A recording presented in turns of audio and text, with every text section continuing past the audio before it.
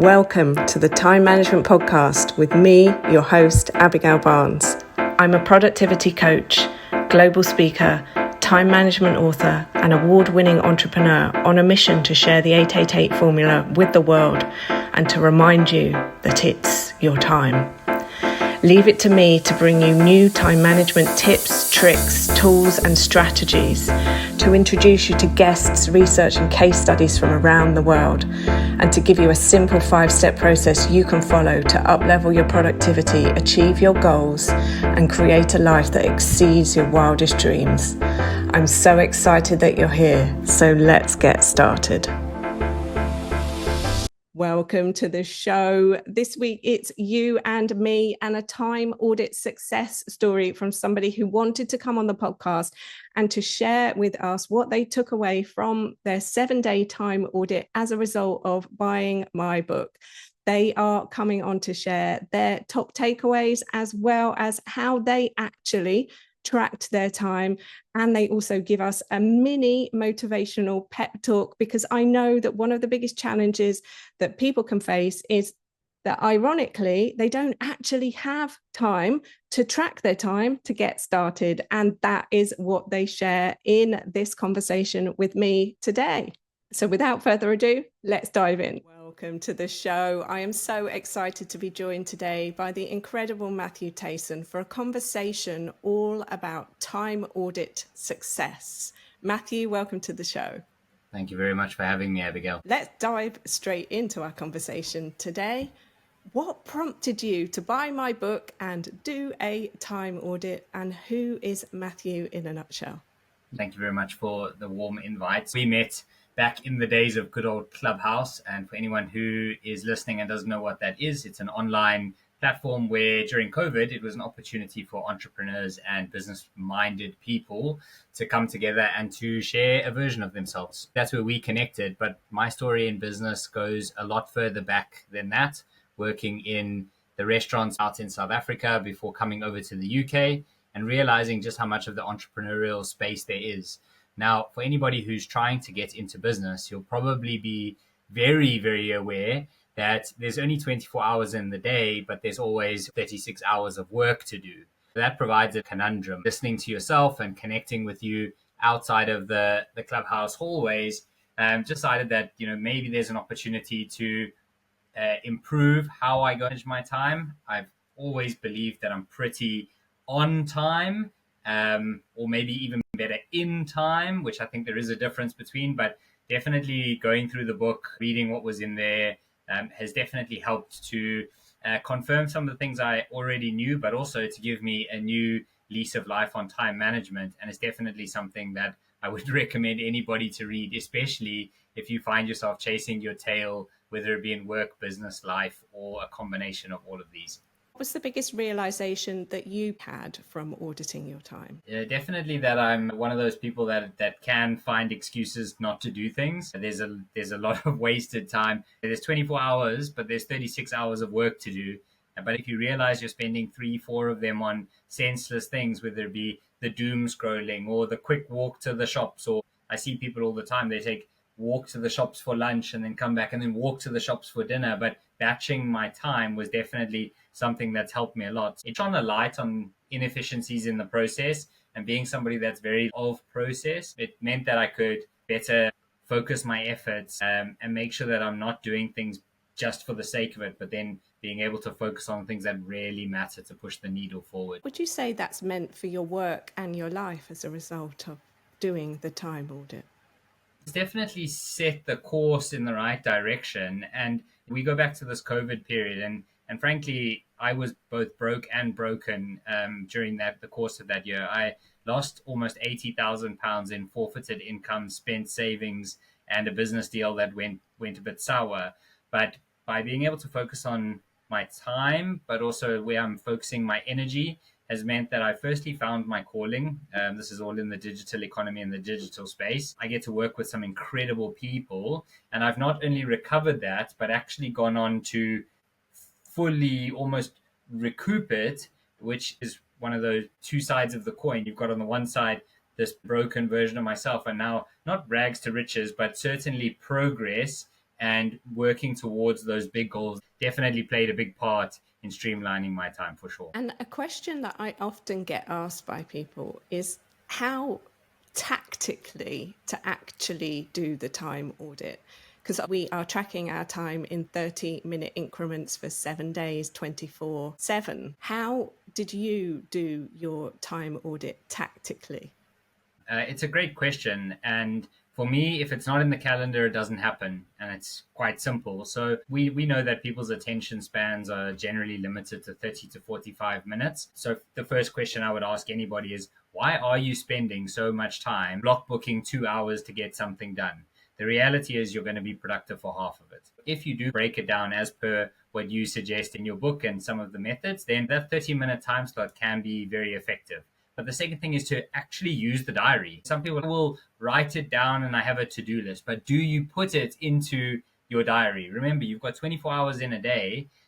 Most people spend 33% of their life sleeping. So why not then properly make use of a tool that will give you a notification on your phone, whether it be gym time or going to the shops or running an errand or a business meeting or calls or follow-ups or whatever it is that needs to get done. This, for example, this time together was in the diary. And likewise, the calls subsequent today will be in the diary, and everything has to be there, whether even if it's holiday or, my partner's holiday or whatever it is, it has to be in there. And so my recommendation to anybody listening to this is, if you've got a Google Calendar, it's free.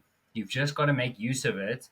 And if you don't get things done, that's okay. You can reflect on it and you can say, why didn't I get this done today? Or what greater priority in the moment? And you can move things. Let's not beat around it. It's not that if you've missed it, it's gone. No, you can move things, but then you can just start to analyze what were you doing wrong in the moment, and then maybe you can improve. If you think of lessons learned, then there's an opportunity to always improve. And 1% better a day amounts to 365% compounded a year. What I'm hearing is that to do your time audit, you used your calendar, and that you use your calendar naturally anyway. I started with the exercises you had suggested, which is to physically write it down on paper and start and stop the clock when activities were there, even to the point of going for a walk, going for lunch, social scrolling, that dreaded doom scrolling that we all are probably guilty of doing.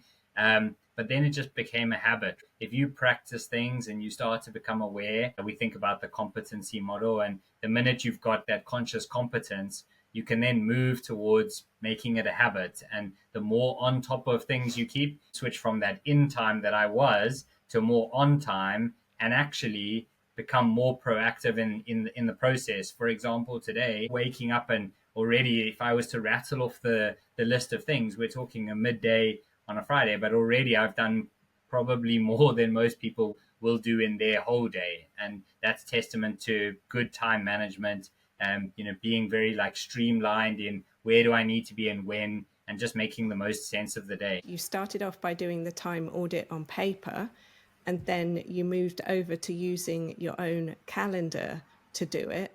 As somebody who's always used my diary, I just started to double down on that and make sure that that's the golden source of truth. And if it's not in the diary, it doesn't happen. And that's just something that I abide by and really emphasize as part of my life. And it sounds that this actual time audit exercise helped you to really then double down on using your calendar even more. Yeah, 100%. I wouldn't be as effective in my time management if it wasn't for a skill that I've managed to learn from someone like yourself. And I think to take it one step further, it's also then helpful to the people that I get to work with.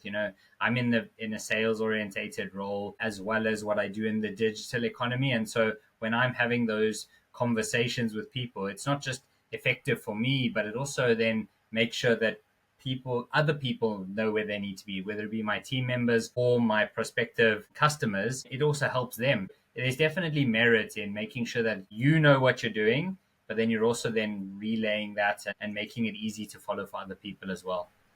And what would you say to somebody who was thinking about doing a time audit, but maybe they don't have time, maybe now is not the right time to do it? Everybody has those excuses. Let's just call it out for what it is. If you're one of those people listening to this and you say, I don't have time for a time audit, you're probably the kind of person that needs it most. Why?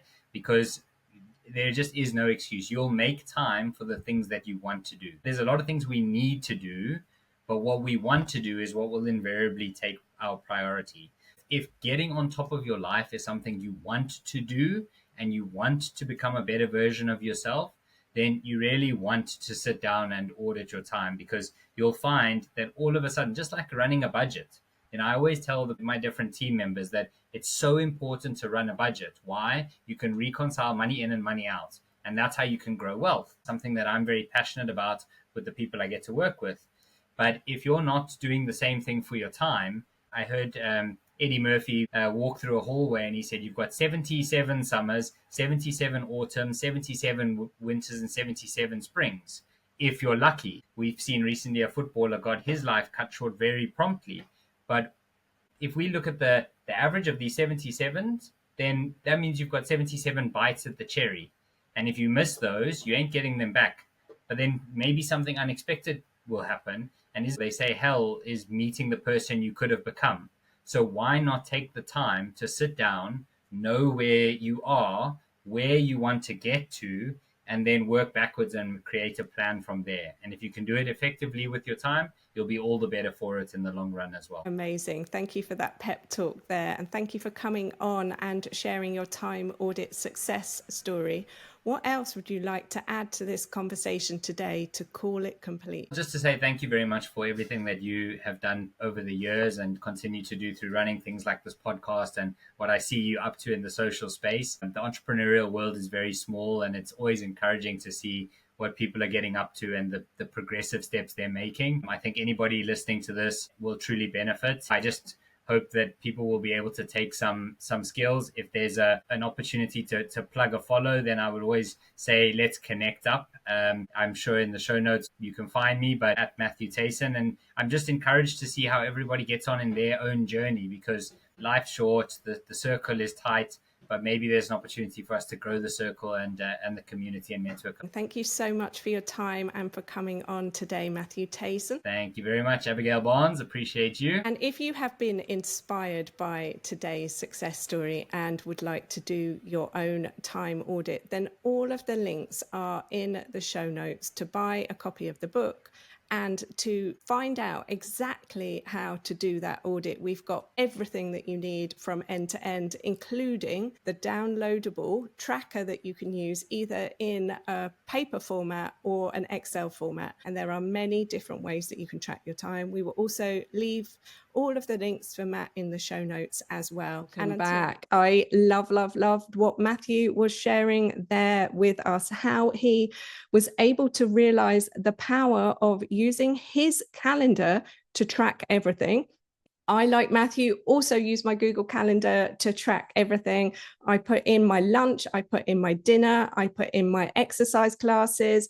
I also make sure that I put in all of the things that I do socially with friends and family, so that at the end of every week, at a quick glance, look at where all my time has gone. Because every single week I am asking myself, did I spend this week doing the things that I wanted to do, and did they actually move the needle towards the goals that I have for my work, for my life, for my relationship? If you're ready to do your 7-day time audit, then check out our brand new training, Find Your Missing Hour, which will walk you through exactly how to do it. You will also get the ebook version of Time Management for Entrepreneurs and Professionals, as well as a time tracking worksheet that you can download and use on your computer or print out and manually complete.